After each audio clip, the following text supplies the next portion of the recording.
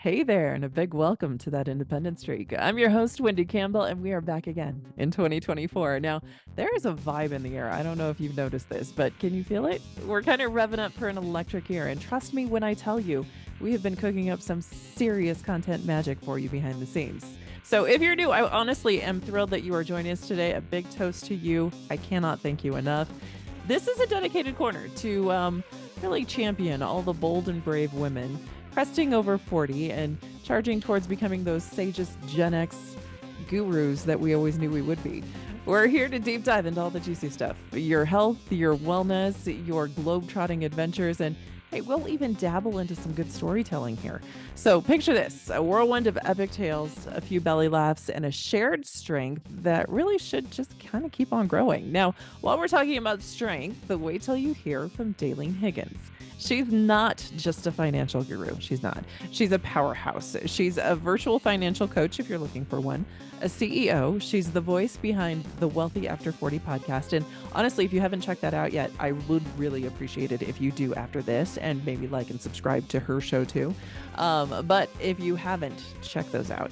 Dalene gets down to the nitty gritty of finance without really making your head spin. She's really a natural at simplifying your maze of personal finance, financial independence, crushing debt, stacking up those retirement gold coins, and really navigating all the things that could really trip you up along the way. So she's here to share all of her information. So really what I want you to do right now is gear up for a conversation that is as enlightening as it is entertaining. And maybe you could be jumping into that genius tip that takes you to the quantum leap year. If you love our chat, felt the spark, please pass the flame, share it, drop a comment, or even better yet, do both. And stay looped into all of our upcoming game-changing talks. Give a tap to that subscribe button because I appreciate it most and karma matters here. So every click, share, and comment really sends out ripples that comes back in waves of support. Keeps the streak alive, if you will. Now, let's roll into that conversation with Dalene Higgins. Hang on till the end. You don't want to miss it because she honestly has you going. It's like a rapid fire all the way to the very end. You don't want to miss a beat. And let's make those financial dreams a solid plan for the future, starting right now. Here we go.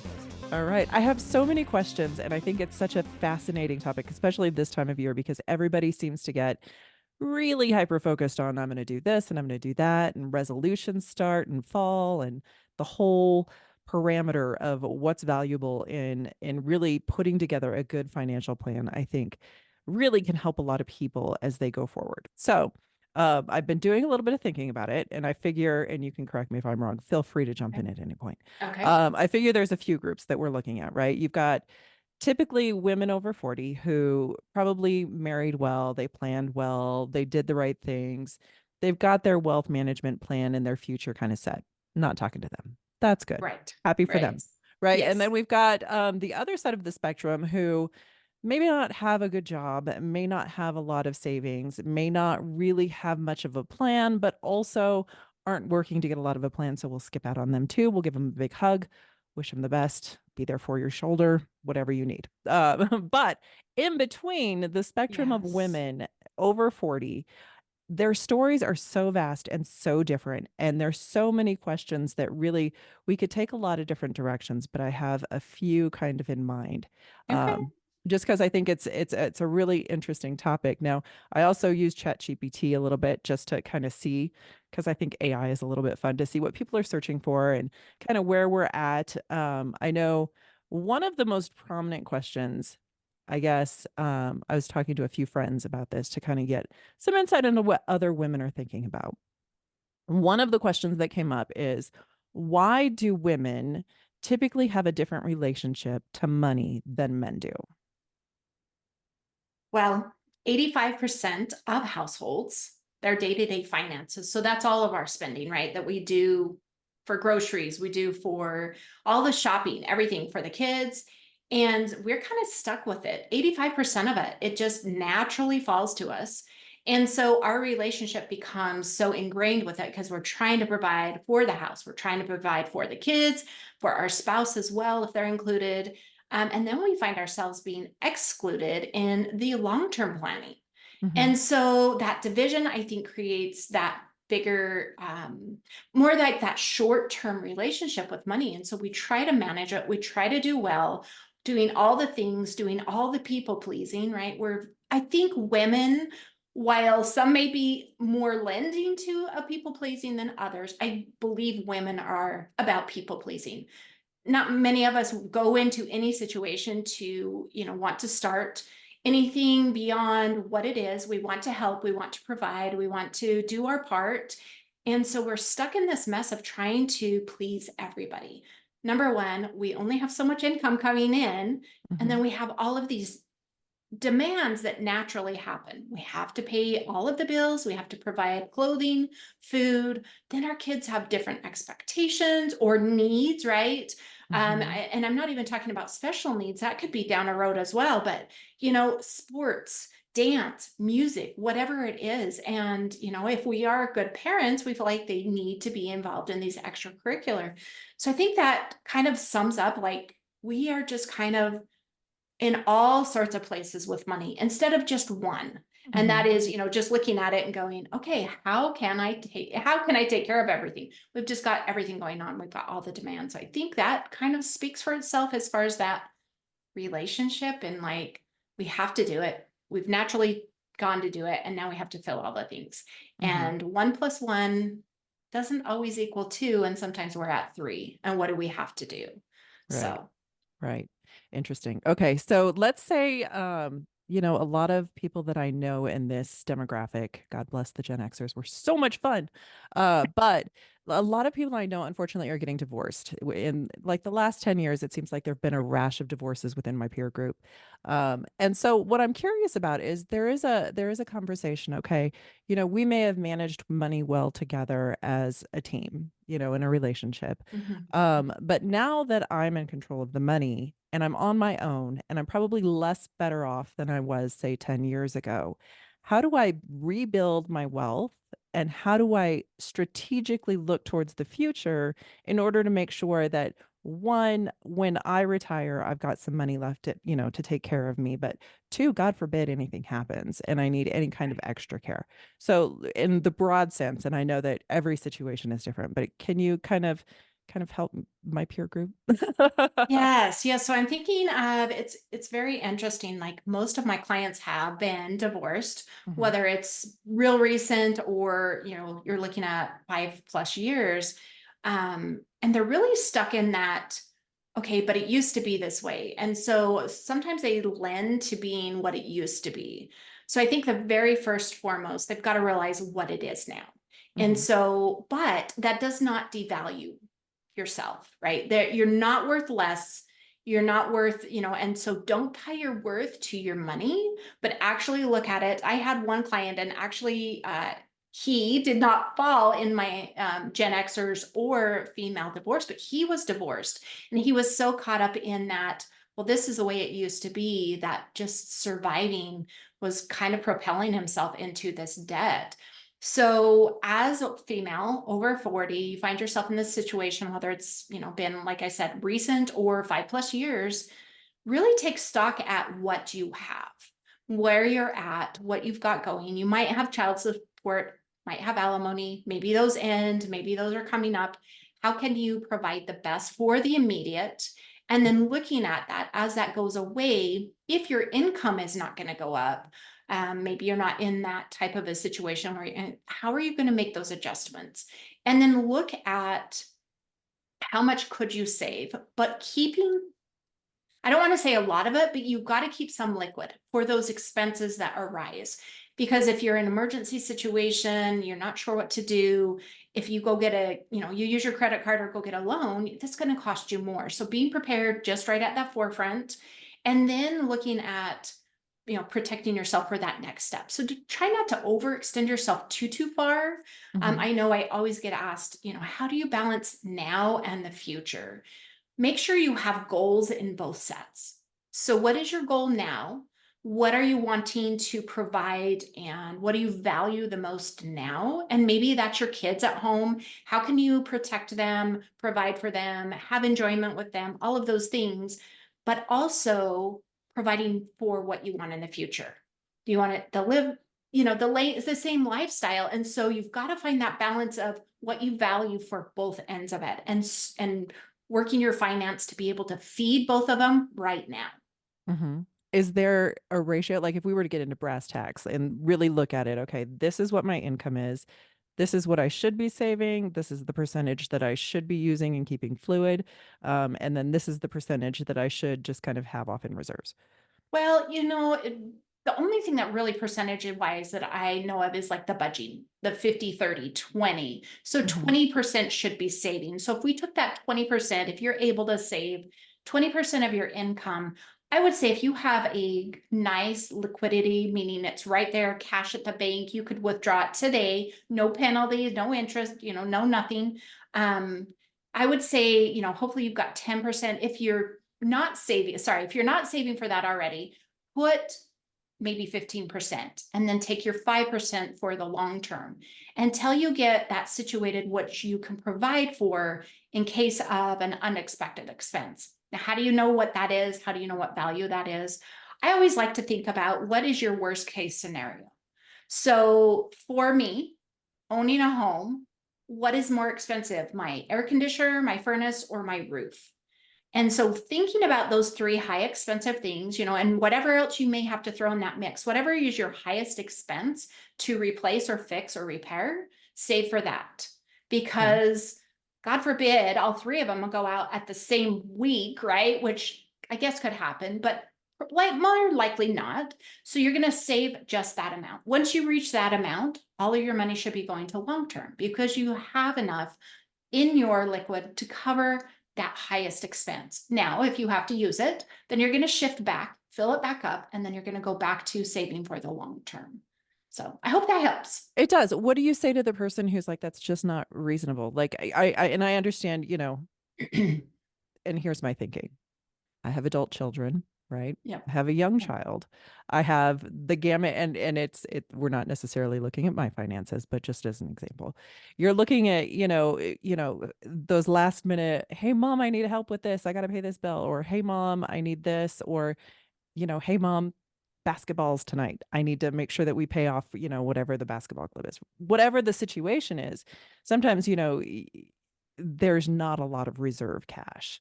So managing through that and understanding, okay, this is where we hardline. This is where we need to hardline. Do you have I know you coach a lot of people, but do you have those hard conversations, and what kind of responses do you navigate people with?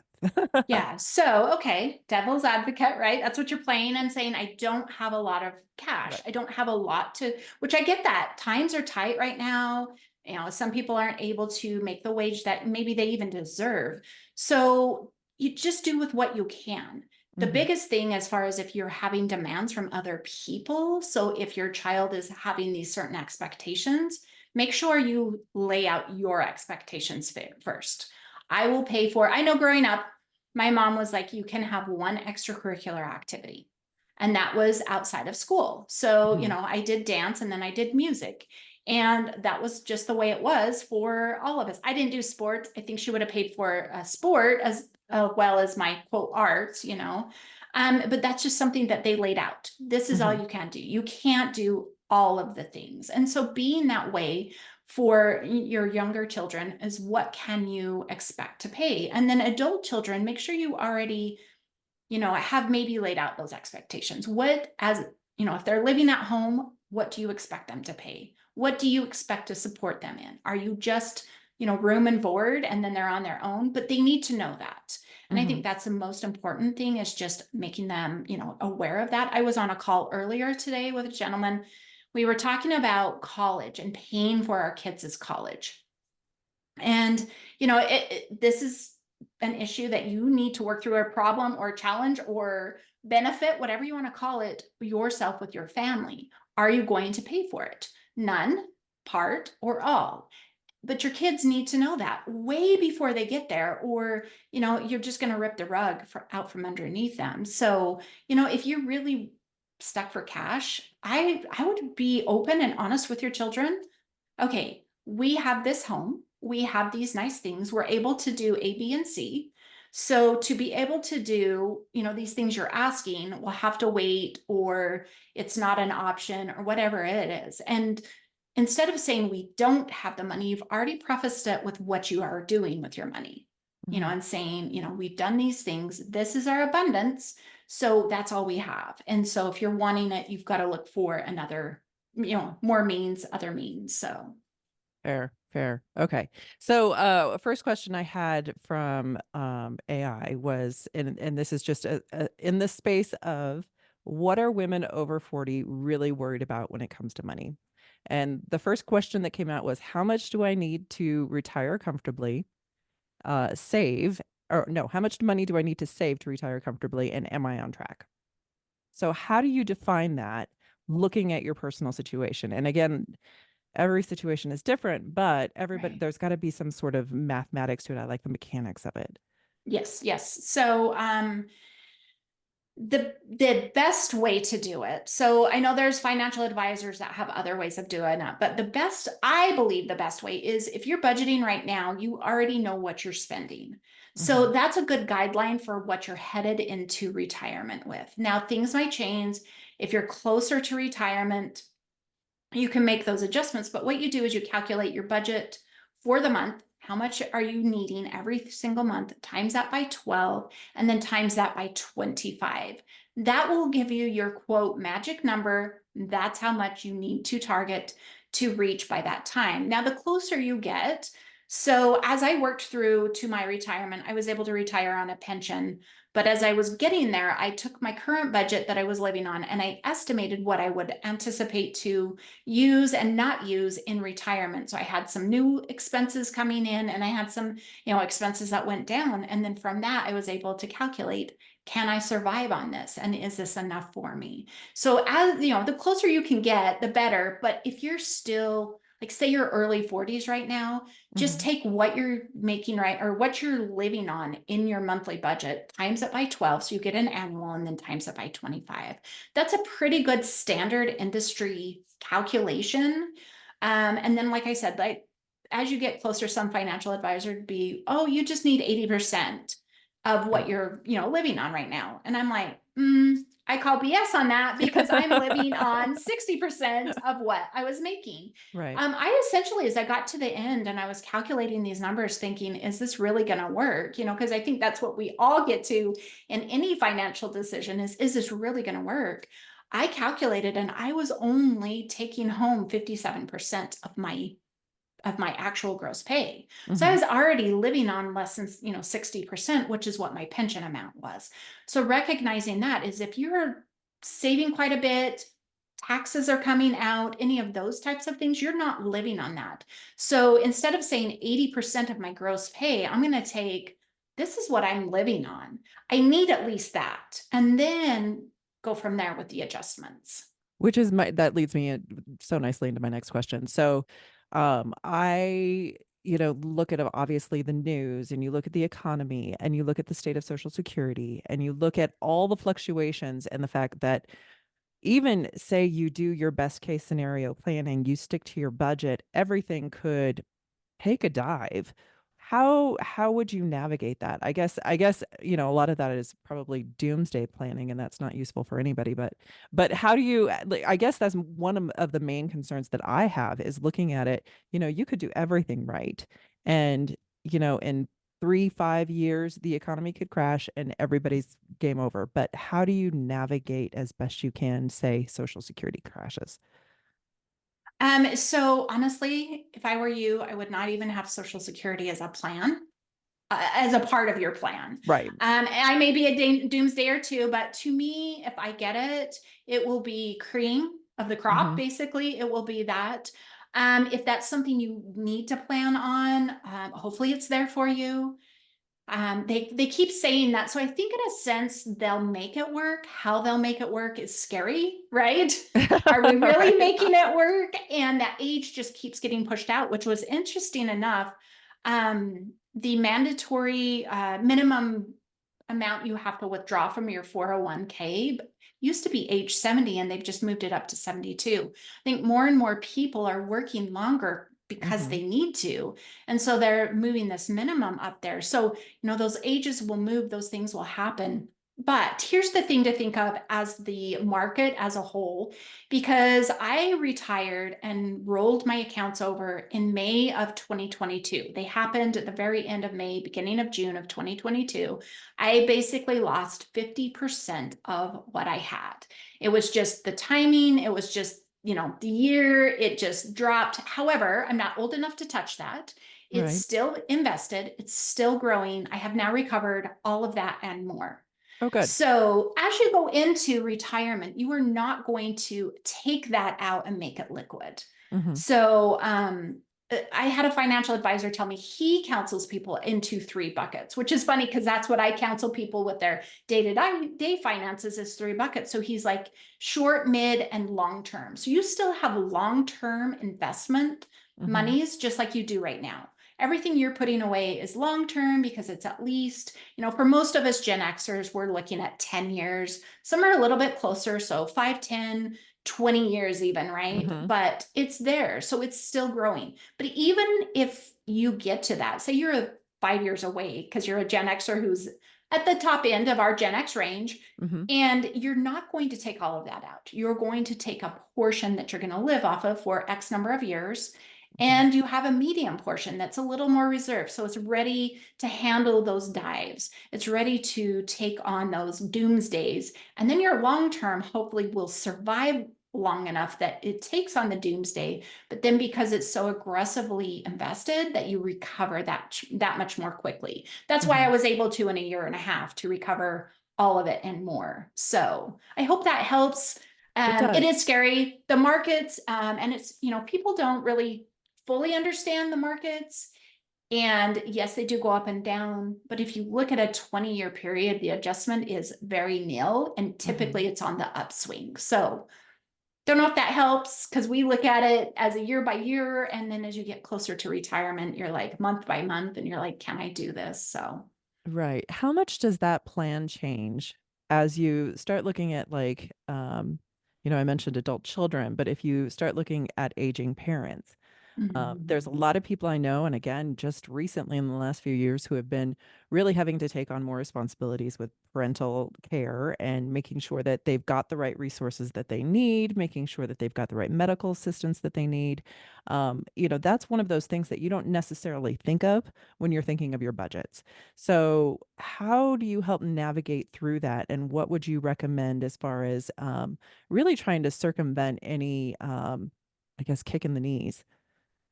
yeah, so to speak to that and how you know what to do, especially if you experience aging care of your parents right now, you're Hmm. exposed to it. You're understanding it a little bit better. Take what you can learn from their situation and apply it to yours. I did just this. So my family, I'm a one of seven.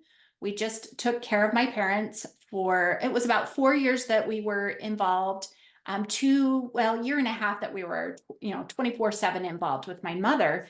And I think back to there's six of us living close by, so we're all able to take a 24-hour shift. We hired one additional person to come in and work with us, and we were able to provide for her at very low cost. But then I'm thinking about this. I only have one. I'm thinking there is no way she can physically take care of me. You know, whether she wants to or not, she just cannot. There's no way Hmm. because I wouldn't have been able to do it. So I quickly turned to, and I got me a long-term care policy. Now I don't advise everybody do this, but it was a scare for me. I saw Hmm. it and I saw what was needed. So I told her, I'm going to make sure that I have all the money you need to get me the care I need. And so Hmm. kind of making that shift. But, experiencing some of those things, a lot of people think, well, to get Medicare to pay or everything, yeah, you do have to liquidate all your assets. You have to turn that over. Is that something you want to do? So think about those things and think of those protections. I am not a 100% fan of insurances, so I find it kind of weird that I actually did this, but it was a worry for me. So Hmm. as you're going through it, what is your worry? What is your takeaway? What hits you in the gut that you're like, I need to make sure I cover this for my kids? Then that's your priority. And that's really how I help everybody segue their finances is what is your one priority? Focus on that, instead of trying to spread yourself so thin and doing that with your aging care, but being as you learn from them, something that will best benefit your children, your situation, because everybody's situation is different. I have one, she can't physically do it. Now, another family, it might have 10 or 12 kids. Maybe they could do it. But if they're all spread around, the US and international, it's not going to happen. So Right. just think through some of those things. And yeah, it's quite a course to go down. And the things you learn, we learned so much with my one parent, which was we still learned so much more with my second parent. It's just learning all of those things and providing care and what you can do. Hmm. So yeah. Yeah, it's a lot. That's heavy. So let's shift to the other subset, which is the friends of mine that are in that age group where they've been working careers, they're thinking about their second careers, or they're thinking about going solopreneur. They're trying to manage their personal budgets like an income statement, which sounds like a great idea. But as far as understanding whether or not, you can take that leap or not take that leap, what do you recommend, and kind of how would you guide someone through that path? Yeah, yeah, it's a rough path. So, I unfortunately, or fortunately, right, I was able to have income coming in as I became a solopreneur. Hmm. But knowing, so 15, 20 years ago, I did income taxes for people and learned that the IRS does not look at businesses who take a loss for up to 3 years. So, using that knowledge and heading into my business, I knew I was probably not going to profit for 3 years. Hmm. And so, having that, realizing that other people out there are like, oh, I'm going to make it in 1 year. So, I might suggest at least that if you're going to start a business, you do have a source right now, or if you can save maybe part of your income for 3 years just to get you set up and going, because there is definitely that growth period.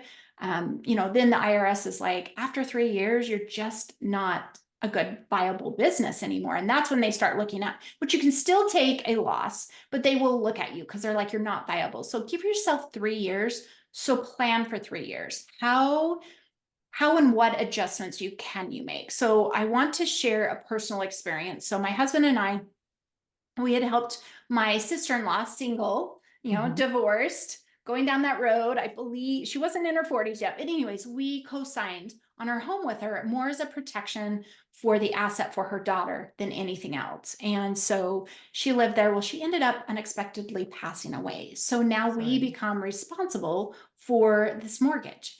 And it's like all of a sudden we have another mortgage payment within minutes. And it's like, oh gosh. So the growth, so I had done my journey, my budgeting journey to there, which we were living comfortably, but now we stepped into this next phase of, oh my gosh, we have to pause everything. We have to really cut back. And so we did, and we made it work. We were only in that situation for 6 or 8 months before we got it fixed up, got renters in there, and got it refinanced, all of the things. And I'm sharing this because as you think about moving into a business, thinking about going to the solopreneur, what can you adjust on your budget side? Pause for, and I'm not saying for 3 years, but for a certain period of time. What Hmm. can you pause? What can you delay?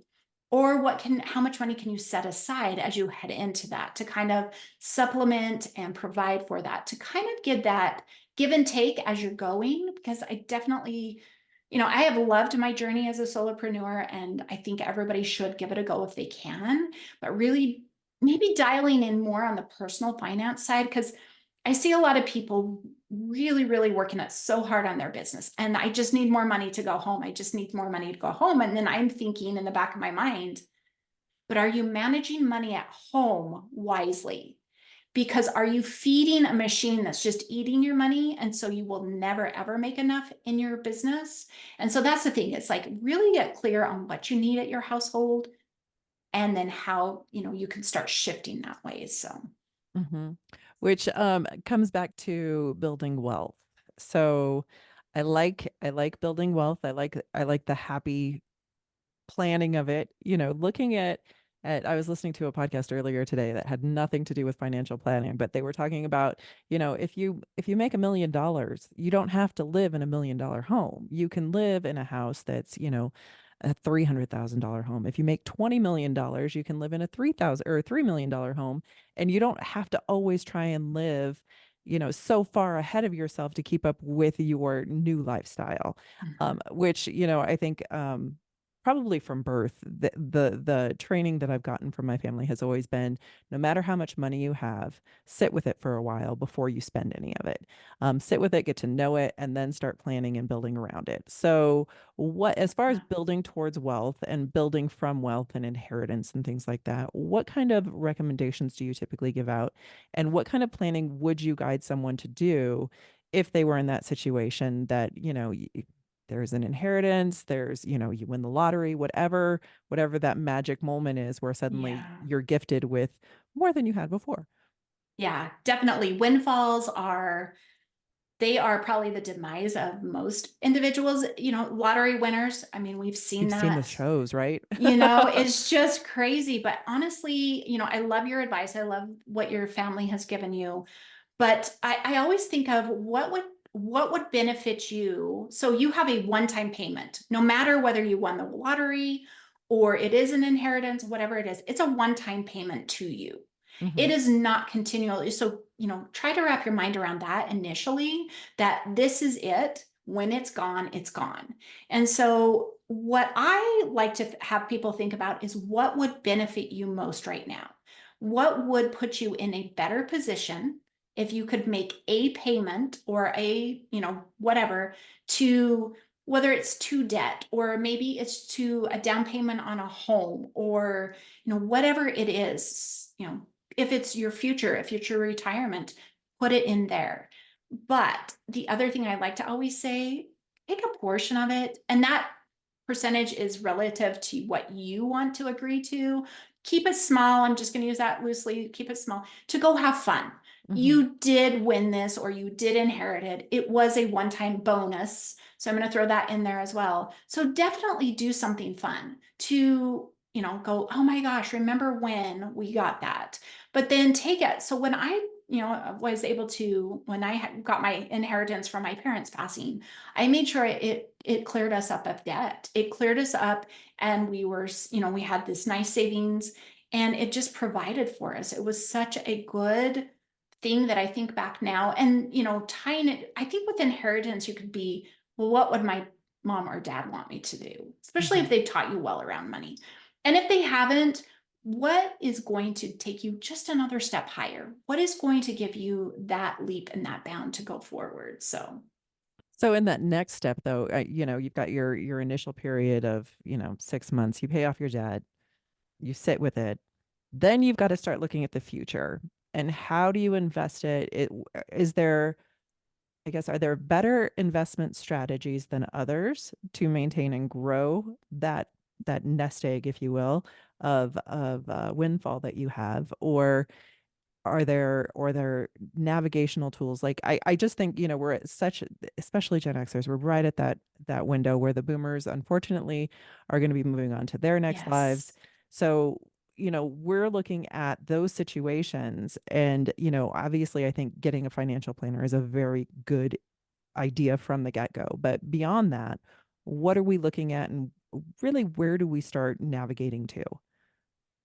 Okay, so the best strategy I heard, and I've heard it from more than one financial advisor, is just putting money away. Mhm. So you can't quote beat the system or anything like that. Dang it. But as you're navigating, as you're thinking about retirement, I like to help people understand a 401k you cannot touch without penalty before 59 and a half. Now, if you want to retire early, you've got to cover whatever that, say it's 55, you've got to cover 4.5 years.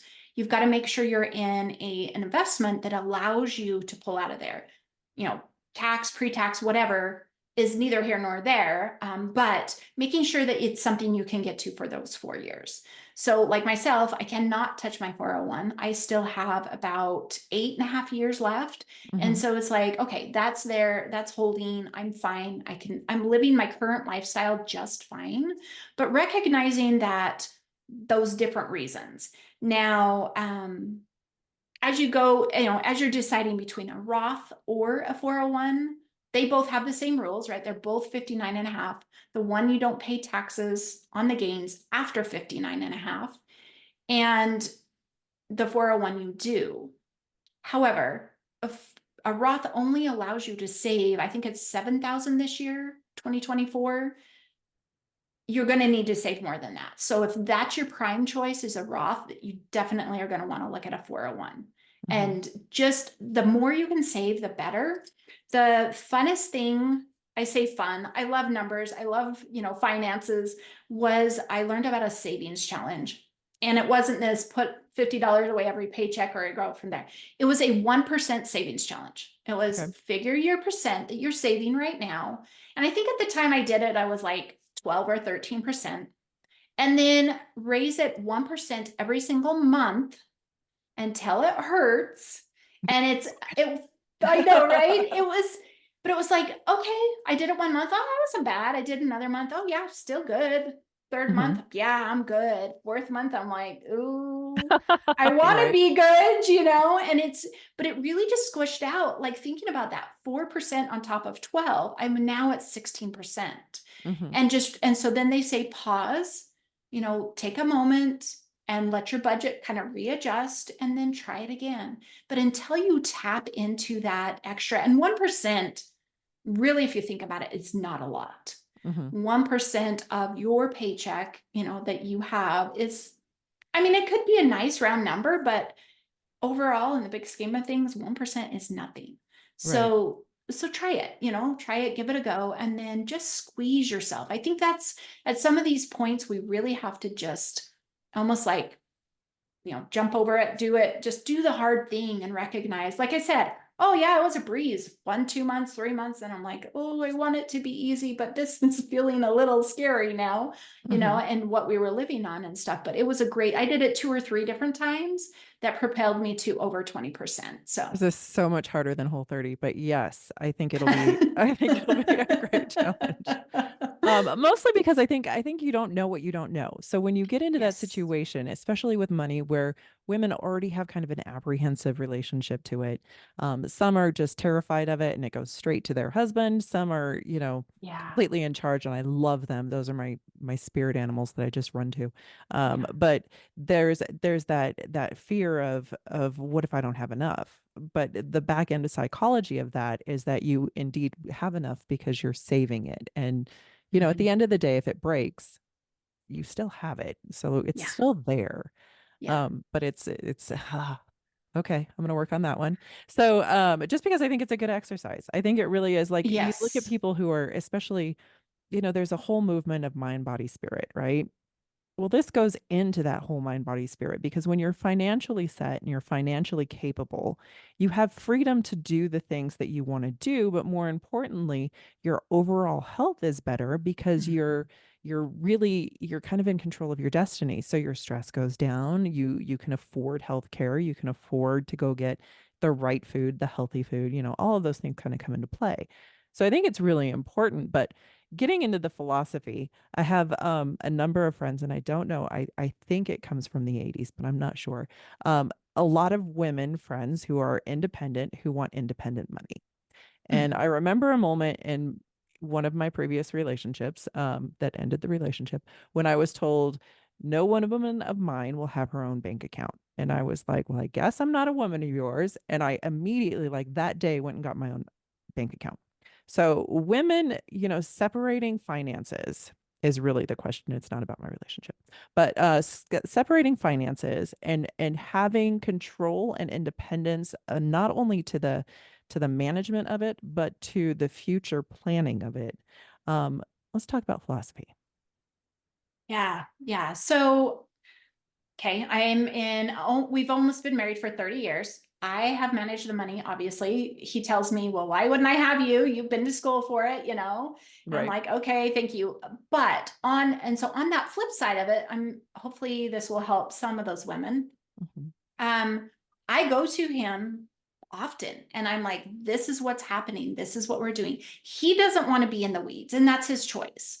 But I don't let him not be in the weeds either. So it's like we have joined, kind of going through the relationship, but we have joined, we've agreed to do this, and this is what's happening. So in that situation, I want to talk real quickly before I talk about separate. We each have our own spending allowance. It was an agreed upon amount. We each have our own bank account. We cannot have any say over what the other one does or does not do with that. And so I think that brings a lot of freedom to that. But yet all the rest of our money is working towards what we want together. Mm-hmm. Now, the separating of the things I get caught up in it is how do you progress? So, as long as you, as a couple, if you're together and you want this separation, which is fine, that is for you guys to figure out. How are you going to progress and move forward? How do you work on the same goals and getting ahead? Now, retirements are already individualized, right?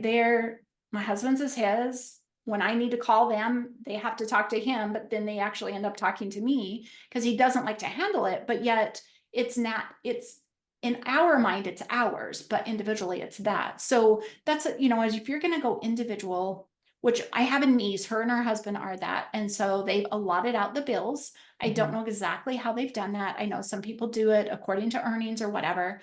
But my thing is then, how are you working towards, you're covering the bills, which is great, but then how are you working towards those future goals?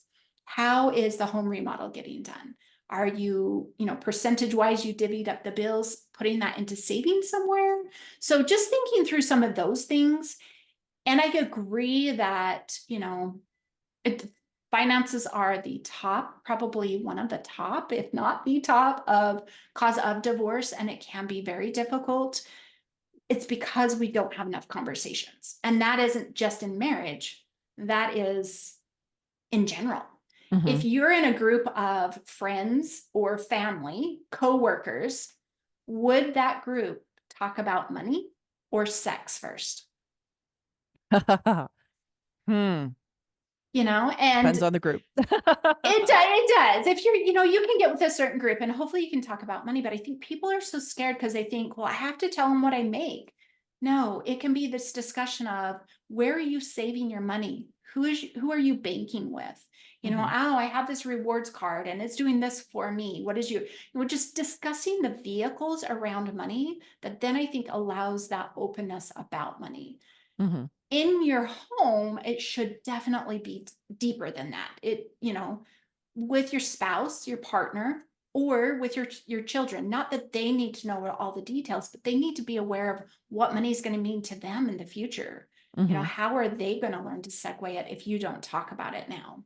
Which is a really interesting point. I know a lot of people tend to keep secrets from their children. They don't want their children to know, especially if they're in their later years and they're building wealth and whatnot, because they don't want them to plan on it, which I have always thought is kind of a weird space and a weird direction path to go in, Mhm. simply because if you're not discussing it, then how can they plan a long footstep with yours?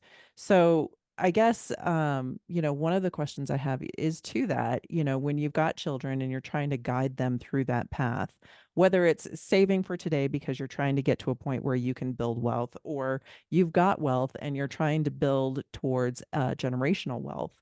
There's a lot of different components to that, the last thing personally I want as a daughter is to get to a point where I find out now I've got to navigate estate taxes, I've got to navigate inheritance taxes, all of the things. Plus, I've got to go figure out where your accounts are because you've never spoken about it. Yeah. Yeah. So where is your philosophy on that? Because I think it's a really important thing, but you also, as a child to an elder parent, don't want to discuss it because you also I, nobody wants to talk about that because that's the bad day. So Yes. where do you go Yes. with that? Yes. So I was fortunate enough to be the executor for my parents. So they went on a church mission. It was at that time that I got involved with their finances while they were gone and just making sure everything was paid. Then, sat back because they were still young enough, things could go on. But then as my mom was the one that handled the finances in the household, at least during my growing up years. I have an older set of siblings and my dad used to do it. So I don't know what the change. I wish my parents were still here so I could ask them about Right. that. But I know they talked about it because I observed that and I saw that as my mom was doing it. Well, so in the later years, she's starting to mess up. And so then now my dad, who can't see because he has glaucoma, but he's all there mentally and got his faculties. He's like, I need you to start taking over. So I was fortunate to be in that situation. And I've had this question before, and people are like, so what do you do if you're not there? I always say, hopefully the family has chosen somebody to be in charge. And maybe that's your navigation, that's your first step, is Mhm. approaching your parent and saying, I really don't want that day to come. And yeah, you do not want that day to come, but it's going to come. And when that happens, does the one person in this family know what they need to do? And then that way you're kind of not saying I need to know, but you're saying somebody needs to know. And they may not, because I know for years my dad was like, I am not buying a cemetery plot because if I do, I'll die the next day. And That's I'm like, fantastic. I think we have shared parents, but go on. I know, Like, right? And I'm like, dad. wow. But anyways, he did not. They bought him and he lived 20 years. And Excellent. so anyways, it's just being able to get them past that. So at a point your parents will accept that end is near. Mhm. It's weird to watch, but they will. And they'll start talking about it. My mom talked about it sooner than my dad. My dad was not ready for death until literally 3 weeks before he passed. My mom, she could have gone, 10 years before she did and was fine with it. So trying to find that, but really having and knowing somebody, and they shared, like they told me, oh gosh, I was in my 30s. And so it was about 20 years later when they passed, 15, 20 years later, and that I would be the executor. And then they shared that. They Mhm. shared that with everybody. So everybody knew who was going to be in charge. And then they're Right. like, do you know what to do? And sometimes my siblings would be like, do you know what to do? And I'm like, yes, mom and dad. So it just kind of creates that conversation Mhm. easier to happen and say, okay, yes. And we're there and we know. So yeah, I knew where things were. I knew what their situation was. I was handling all the bills at the very end just because of situations. But maybe if your parents don't end up with dementia or blindness, right? Those types of things, you don't have to step in as soon. It can be something where they're still well, but they just can't maneuver and can't get about. So you end up running errands as opposed to managing the finances. And so really just stepping in and saying, what if you were to be gone? Does that Mhm. person that needs to know know? So Yeah, that's a hard one because that always it's too many heartstrings, right? And so yes. the whole separation of heart and finance, I think is really important too, because sometimes people get really emotionally tied to their money, and their money is, their status. It is their future. It's, it's the two worlds. So Yeah. what advice do you give to people to kind of help separate that so that money is just the vehicle as opposed to um the emotional weight that it is? Yeah, I think the best way to explain this. So the client I was talking about, he came to me in debt equal to what he was earning in a year, and he had been divorced about 3, 4 years. Mhm. So caught up in, well, this is the way I used to do it, and I have to have these things. But he was also like, but I'm not good enough to go get a promotion. And so really working through it was this, yeah, it was that separation of, okay, here's your money. Here's how you're going to survive. Now, how can you make the changes and understanding that then it becomes even, and with him, which I don't typically have to do with any of my other clients, but him, we had to strip him down to bare bones. It was rough. It was hard, but it was also that eye opener he needed to Mhm. recognize that he was worth something, that he was battling two different money types that were opposing each other.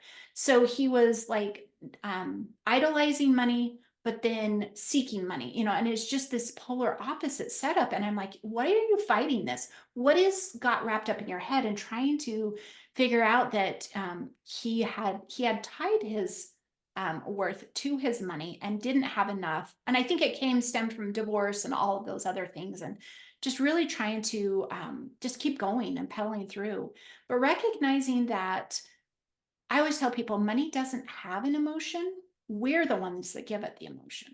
Mhm. So if you look at it as be like, I'm the one in charge, and money, I'm going to be powerful with the money I have.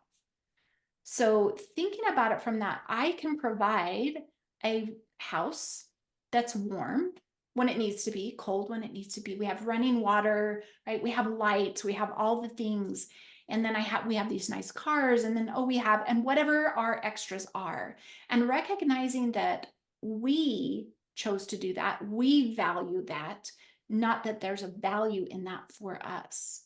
It's Mhm. not because we have those things, which I know a lot of people do. Well, if I buy this, people see it and they'll think better of me. And actually, you need to think about, does that purchase help you? And it goes back to my now and my future. What do you value most from your money? I love to Marie Kondo it. What brings you joy?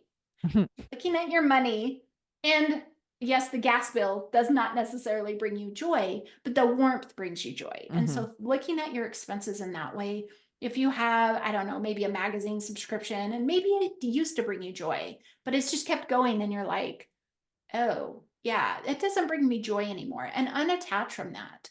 So Mhm. really recognizing that it's not value, it's joy. What makes you happy? I like that because it keeps you in the positive mindset. Yeah. So let's say I'm a new client and I come to you. I'm curious if you want to share, just kind of your process and how you typically approach a new client and what they can expect when they come to you. Yeah, so the very first session, so I have prep work that the client has to fill out before, and it's a spreadsheet. And I Hmm. know spreadsheet, but it's not hard. It just is listed out. You have to go find the numbers. One of my more recent clients, she's like, I just got it done. And really, that's all I'm looking for. I don't want you to spend hours and hours. I think she was about 20 minutes. We documented it. So then we have this picture of what's going on. And I don't care what you did to get here. The past has nothing to do with what I'm looking at and where you're wanting to go. And so then we talk about that. What is your goals? What are you wanting to achieve through the coaching with me? But then I also ask, so this kind of takes into this value a little bit more. In this prep work, this pre-work, what are your top three expenses that bring you the most joy? And what are the bottom three expenses that if I told you they had to go, you'd be fine with them? So already shifting the client and looking at their expenses in a different way, instead of, oh my gosh, look at all these. They can go, oh, these are my top three. These are my bottom three. And Hmm. then from there, we just began building a money management system, which is a cash flow system. Is when your money comes in on payday, do you know what you need to do? Do you know what bills you need to pay? Do you know how much you can spend from that payday to that payday? And do you know how much you have in savings?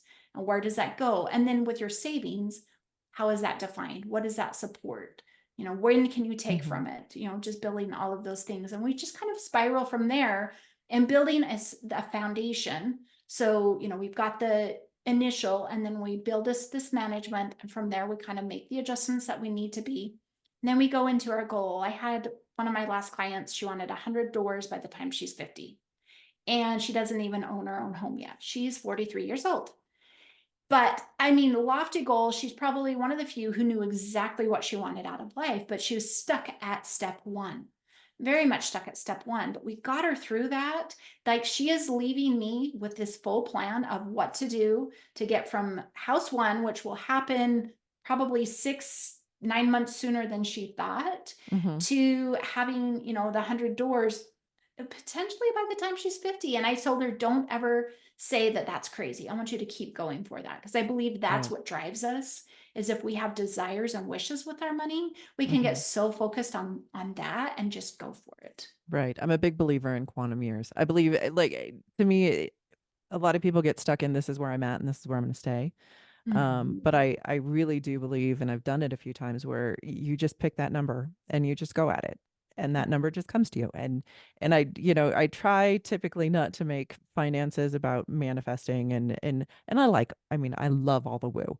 But when you're doing the hard math, it's about, I had one friend tell me a long time ago, you can't make your lottery tickets your financial plan, which is Right. true, but depressing but true.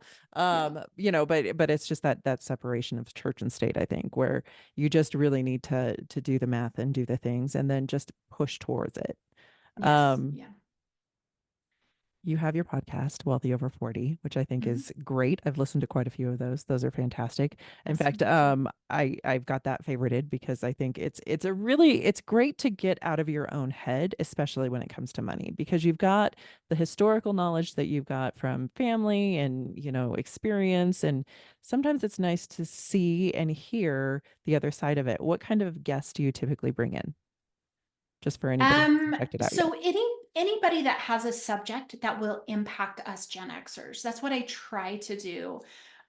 So the gentleman I was talking about earlier, he's coming on in the future to talk about basically whether we should pay for college for our kids or not. And Hmm. he's going to share his philosophy, which I love hearing other people's thoughts and ideas, because if you hear that, you can formulate your own, because the way they thought through the process, I remember doing that with, raising my daughter, and how am I going to do this? And what do I provide her for a vehicle? I want her to go to school, but then what, and just asking all these questions. But some other areas, so anything that has to do with retirement, savings, aging, parents, still raising our parents, adult children in the home. I'm simmering in my head right now.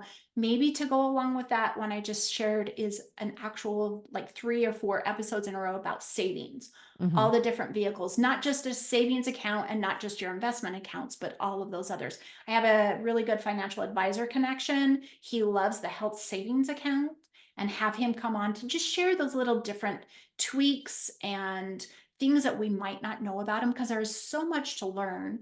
Hmm. And, as individuals with our own finances, we really only learn what we think we need to know. And it goes back to we don't know what we don't know. So I try to bring in all of those aspects. I try to bring in anybody who can bring a different perspective to it and impact us on our age and the challenges we're dealing with. So, Love it, Dalene. I love all of it. I think it's fantastic. And I'm sure we're going to reach out to you again because I have more. I actually have like a whole list oh more my gosh, how questions. So, fun. but I want to be aware of everybody's time on this one because it becomes I love the Wendy it. show and really what does Wendy want to know about all these things? But it's such an important topic because it does encompass so much of our well-being and who we are. And I think it's great. How can people find you? On the short run if they're listening and they want to come check you out. Yeah, so you can head over to Instagram, elevate_finances over there, or go check out my website, which is also elevatefinances.us, and all my information's up there as well. So Perfect. And I'll put all of that in the show notes too. But Dalene, you've been amazing. Thank you so much for all your thank time and all your you. insights. I love it. Yes, All it's been right. a great chat. Loved it.